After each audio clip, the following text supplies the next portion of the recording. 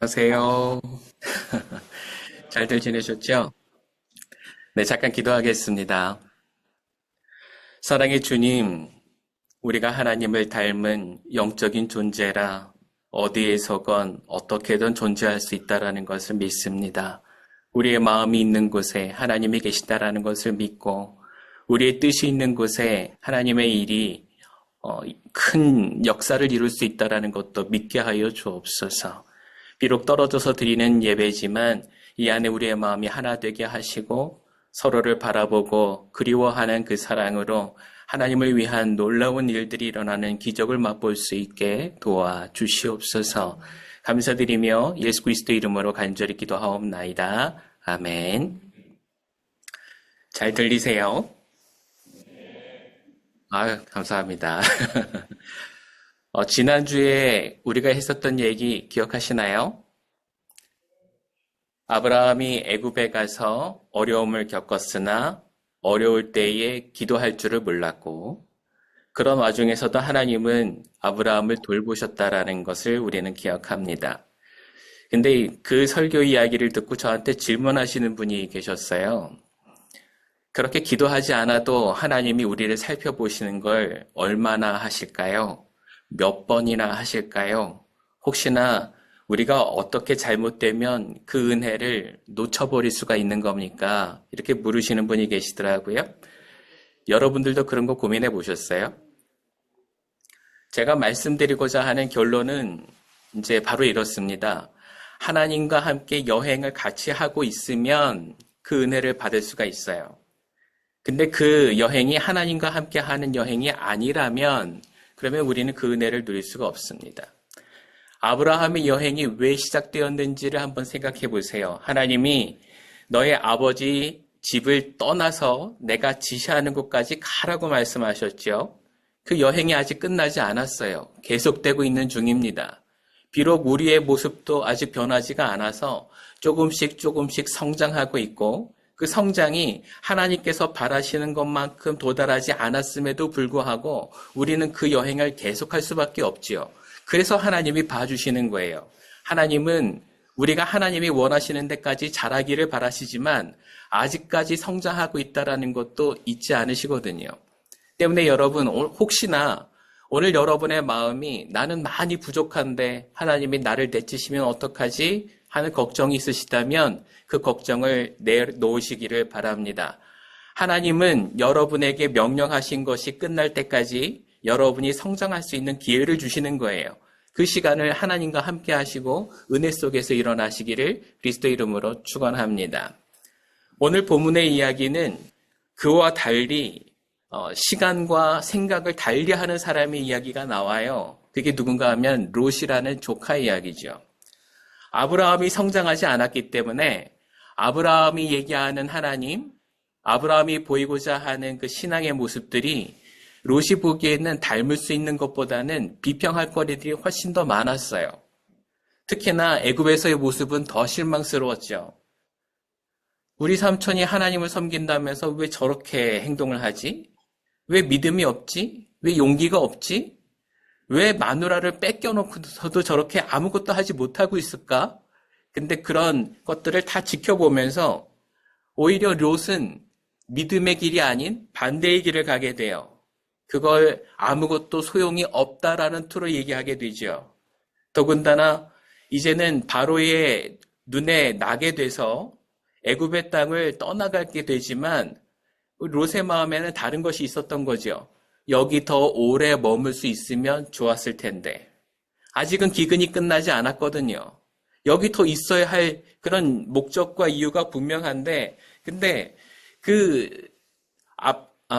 아내를 빼앗겼었던 일에 대해서 아브라함은 그것을 기회로 삼지 않고 오히려 자신의 잘못을 뉘우칩니다. 그리고 가라고 할 때 이 나라를 떠나죠.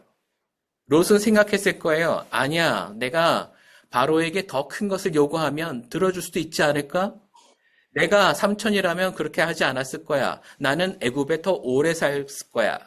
근데 그런 일들에 대해서 아브라함은 전혀 다른 생각을 가지고 있었거든요. 하나님은 지시하는 데까지 가라고 하셨으니 오늘 나에게 이 모든 상황을 통하여서도 나가라라고 얘기를 하실 때 나는 가겠다라고 하는 것이 아브라함의 그 마음이었을 거예요. 근데 아브라함은 그 어려움을 겪으면서 신앙이 성숙되어 가고 있었고 거기에 걸맞게 하나님의 음성을 들을 줄 알게 되었고 그 뜻에 또 걸맞게 행동할 줄 알게 되었지만 하지만 롯은 점점 더 멀어져 갑니다. 왜요?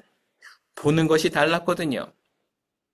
오늘 말씀에서 보면 그의 종들이 롯의 종들이 아브라함의 종들과 함께 다툼이 일어났을 때에 어떻게 해결했는지에 대해서 보게 됩니다.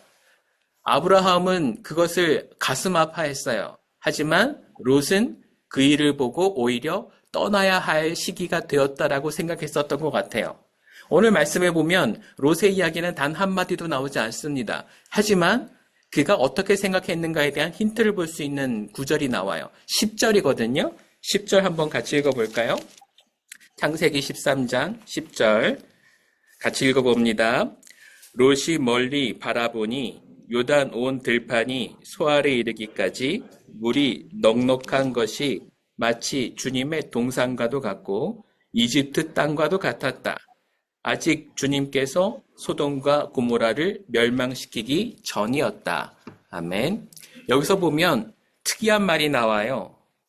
그곳은 아브라함은 절대로 가고자 하지 않는 땅이었어요. 이유가 뭐냐면 11절, 12절을 읽다가 보면 그곳은 악한 사람들이 사는 곳이었고 점점 더 악한 일을 더 계속했기 때문에 하나님도 그곳을 멸망시키려고 계획하고 계시는 중이었거든요.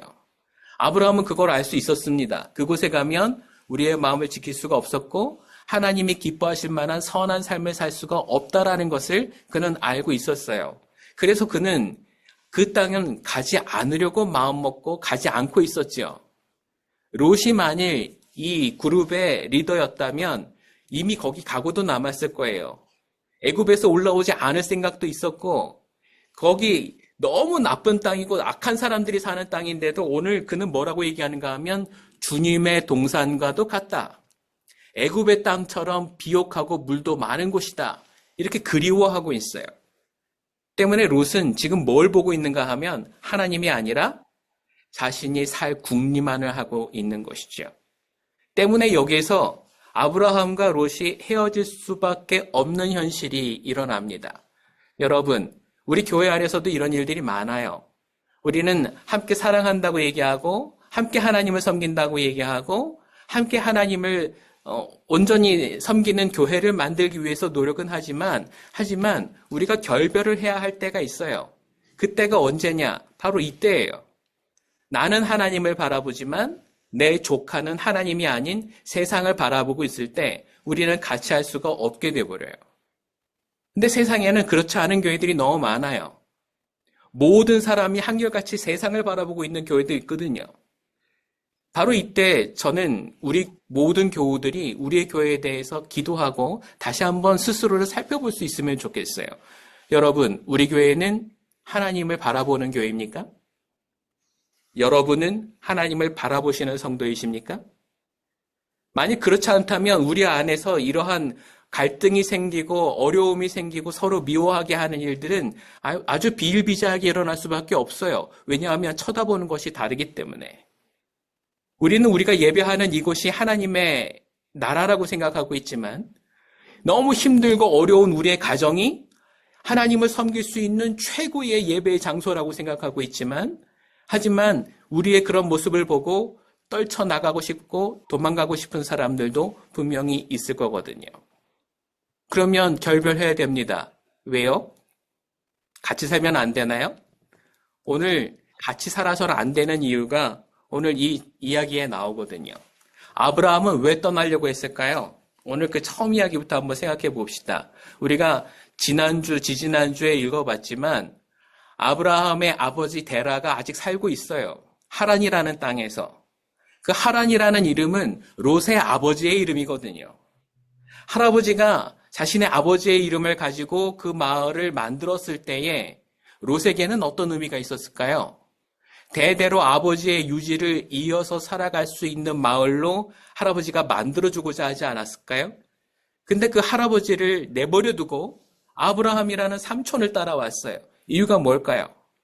그때에는 아마 아브라함 삼촌을 가장 좋아했을 것이고 가장 존경했을 것이고 가장 사랑했을 거예요.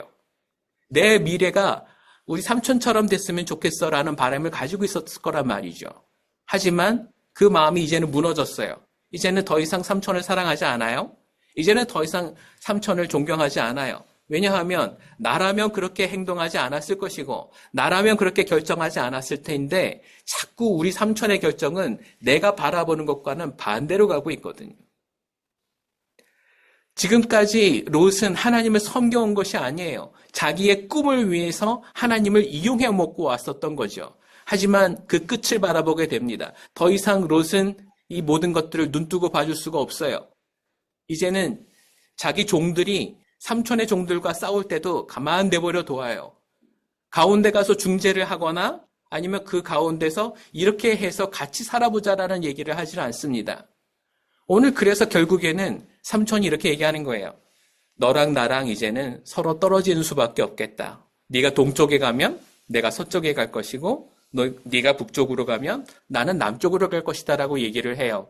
이거는 너는 동쪽으로 가라. 나는 서쪽에 살겠다라는 뜻이 아니고요. 우리가 서로가 더 이상 싸우지 말자라는 얘기를 하고 있는 거거든요. 만일 롯이 하나님을 정말 섬기는 사람이었고 아브라함과 성정이 비슷한 사람이었다면 여기서 다른 이야기를 할 거예요. 아마 이렇게 얘기하지 않을까요?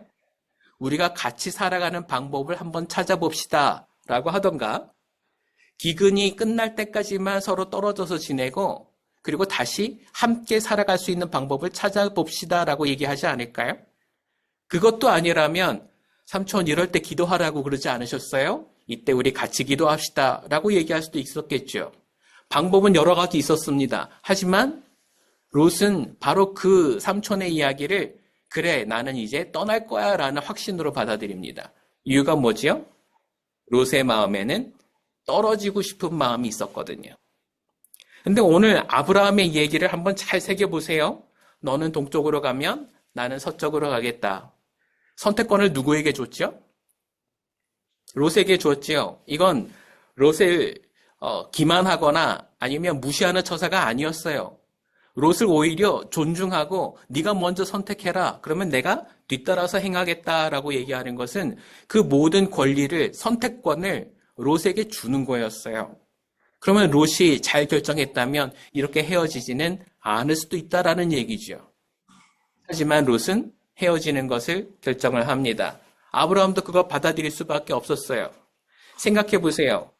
할아버지, 아브라함에게는 아버지지요. 내 아버지가 얼마나 이 롯을 보내놓고서 서러워할지 알면서도 롯을 데려올 수밖에 없었어요. 그동안 자식도 없었으니 자기 자식을 대신하는 사람으로 그렇게 생각하면서 키워왔는지도 몰라요. 그런데 그 모든 결과가 좋게 끝나는 것이 아니라 헤어질 수밖에 없는 상황이라는 것을 생각할 때 아브라함은 속이 미어지듯이 아팠을 겁니다. 그러면서 이제는 떠나보내요. 오늘 말씀의 끝에 보면 14절, 15절 이후에는 하나님이 그런 아브라함을 이렇게 얘기를 하시거든요. 이제 이 모든 땅을 너에게 주겠다. 왜 롯이 있을 때 이 얘기를 안 하셨을까요? 왜 롯이 떠난 다음에 이제서야 이 얘기를 하시는 걸까요? 왜냐하면 첫 번째, 아브라함에게 위로가 필요했기 때문이거든요. 자식 같은 사람을 떨려보내고 내 책임을 다하지 못한 것 같아서 가슴을 치고 아파하는데 그 하나님께서 아브라함의 마음을 알고 위로해 주시는 거거든요. 두 번째 이유가 있어요. 아브라함과 롯이 같이 있을 때는 아브라함이 하나님을 주장할 수가 없었어요. 근데 이제 롯을 떠나보내고 나니 가슴은 아프고 삶은 힘들어졌지만 하지만 이제는 아브라함이 오롯이 하나님의 뜻을 행할 수가 있게 되었던 거죠. 그래서 하나님이 이제서야 약속을 주시는 거예요. 여러분 오늘 우리의 삶에서도 한번 돌아봅시다. 여러분과 저의 삶에 하나님을 따르고자 하는 열정과 열심이 가득했는데도 불구하고 기도할 때마다 하나님이 나에게 원하는 그 소망의 말씀을 주지 않으셨던 이유가 무엇일까? 나는 비전을 원하고 비전이 무엇인가가 주어지기를 바랬지만 하나님은 나에게 그 비전을 주지 않으셨다면 이유가 무엇이었을까? 이유는 나에게 영향을 주는 것이 하나님이 아니라 세상의 힘이었기 때문에 그래요. 롯이 나에 대한 결정권을 갖고 있는 한에서는 하나님이 더 이상 힘을 못 쓸 수도 있다라는 거예요. 여러분, 여러분의 가정은 어떻습니까? 우리의 가정은 어때요? 우리 안에 하나님을 바라보는 사람도 있지만 오히려 세상을 바라보게 하는 사람들이 같이 살고 있다면 우리 안에는 같은 응답을 받을 수가 없어요. 이게 하나가 되지 않는 이상은 우리는 계속 땅에서 헤맬 수밖에 없다라는 말입니다. 애굽을 떠나려고 했었던 사람, 하지만 아브라함이 베델이라는 곳에 이르기 전에는 계속 떠돌아다녔다라는 이야기가 나와요. 네겝에서부터 그 밑에 있는 그 지역들을 계속 떠돌아다녔던 이유가 뭘까요? 왜 고향으로 오지 않았을까요? 왜 처음 시작했었던 신앙의 처음 그 자리로 되돌아오지 않았을까요? 조카의 눈치를 보고 조카가 원하는 대로 해주려고 노력했기 때문이겠죠. 여러분, 우리 교회도 마찬가지입니다. 모든 사람들을 다 만족시킬 수는 없을 거예요. 하지만 그 안에 세상을 바라보는 사람들이 우리 교회의 결정권을 가지고 휘둘리고 있다면, 그렇다면 우리의 교회는 하나님의 음성을 들을 수가 없어요. 하나님의 음성을 듣기 위해서는 우리의 몸과 마음이 하나님께로 향해져 있어야 됩니다. 세상의 것들과 연합해가지고는 그 일들을 볼 수가 없어요. 오늘 이 말씀을 잘 기억하세요. 여러분, 몸과 마음을 하나님 앞에 들어야 합니다. 지난주에 아브라함 이야기하면서 제가 여러분에게 그렇게 말씀드렸죠. 신앙적인 우울을 경험을 할 때 그것들을 벗어날 수 있는 가장 큰 방법은 내 속에 있는 것들을 다 꺼내놓고 객관적으로 바른 방법밖에 없다. 내가 그 모든 것들에 참으로 회개하고 하나님 앞에 온전히 나아가지 않는 이상에는 그 우울감을 떨쳐낼 수가 없다고 말씀을 드렸죠. 옆에 세상을 바라보는 사람이 나에게 대한 권한을 가지고 있고 모든 결정권을 흐리고 있을 때 그때 나는 내 모습을 객관적으로 볼 수는 없습니다. 계속 나는 세상을 따라다니면서도 누군가를 위하고 나는 착한 사람이라고 착각할 때가 있어요. 근데 그게 아니라는 말이죠. 여러분, 스스로 착하다는 위로에서 벗어나세요. 하나님이 찾으시는 사람은 착한 사람이 아니라 하나님을 위해서 모든 것을 바치는 사람이에요. 주님은 오늘 우리 교회에 여러분을 이 교회에 심어놓고 많은 일들을 함께 하기 위해서 여러분을 이 땅에 보내신 사명을 주셨을 거예요.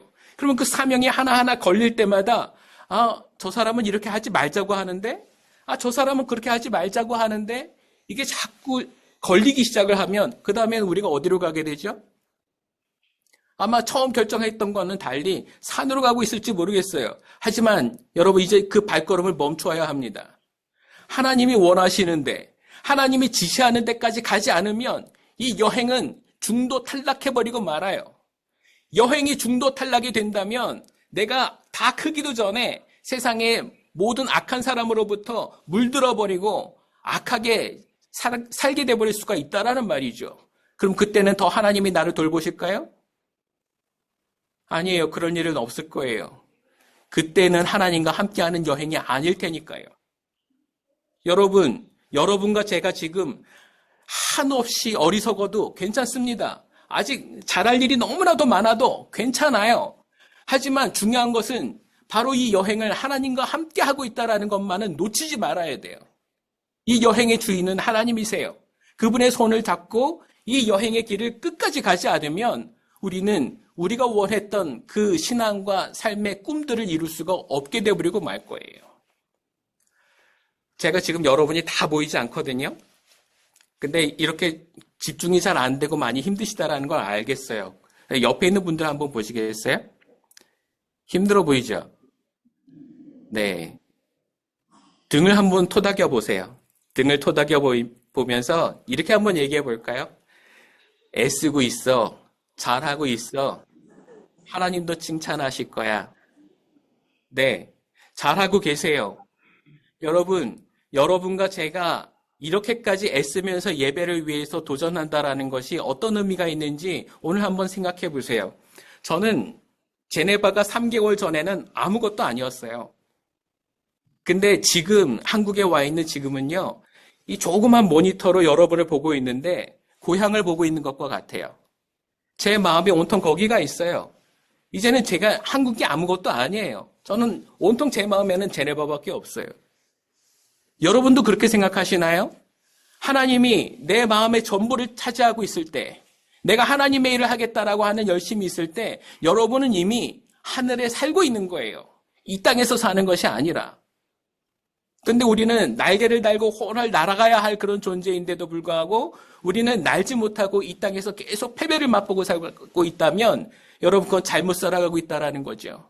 이 여행을 다시 시작하십시오. 오늘 아브라함이 이 모든 것들을 새롭게 했었던 가장 큰 이유는 그가 베델에 올라가서 제사를 다시 드렸기 때문이에요. 첫사랑을 회복했기 때문이에요. 언제부터 하나님을 어떻게 쫓아갔었는지 그 첫 시간을 다시금 마음에 되새겼기 때문이라는 말이죠. 여러분이 제네바에 왔었던 첫 시간을 생각해 보세요. 여러분이 애절한 마음으로 예배를 드렸었던 그 첫 시간을 생각해 보세요. 하나님이 나한테 얼마나 소중했는지에 대한 그 첫 시간을 생각해 보세요. 예수 그리스도의 십자가로 인하여서 눈물을 흘렸었던 그 첫 시간을 생각해 보세요. 그 일들이 오늘 우리에게 회복이 될 때에 놀라운 역사가 일어나게 될 줄로 믿습니다. 세상은 우리에게 악한 것들을 얘기하지만 물들지 않고 하나님의 뜻을 따라가기 위해서는 우리에게 결단이 필요해요. 그것들과의 인연을 끊어버리고 하나님과의 온전한 관계를 위해서 더 애쓰고 다가가시는 여러분과 제가 되기를 그리스도의 이름으로 축원합니다. 함께 기도하겠습니다. 어려움 속에서 하나님을 바라볼 때에 우리의 삶에 능력을 주시옵소서. 심적으로도 깔아앉아버려서 아무런 의지가 생기지 않을 때에도 이 여행의 주인이 하나님이심을 깨닫게 하시고 하나님이 지시하는 대로 나아갈 수 있는 용기를 허락하여 주시옵소서. 끝까지 최선을 다해서 걸어나가며 하나님의 그 뜻을 성취해낼 때에 하나님의 기쁨이 오늘 우리의 기쁨이 될 수 있도록 도와주시옵소서. 좌절하지 아니하고 낭망하지 아니하며 끝까지 승리할 수 있도록 도와주시옵시고 우리와 동행하는 분이 하나님이심을 믿고 의지하며 끝까지 이 길을 걸어갈 수 있도록 도와주시옵소서. 우리 제네바 한인교회 성도들을 주님께서 붙들어 주시어서 열정으로 하나님을 만나게 하시고 영으로 하나님을 만나게 하시어서 외롭지 않고 두렵지 않고 하나님 온전히 섬길 수 있도록 도와주시옵소서. 예수 그리스도 이름으로 간절히 기도하옵나이다. 아멘.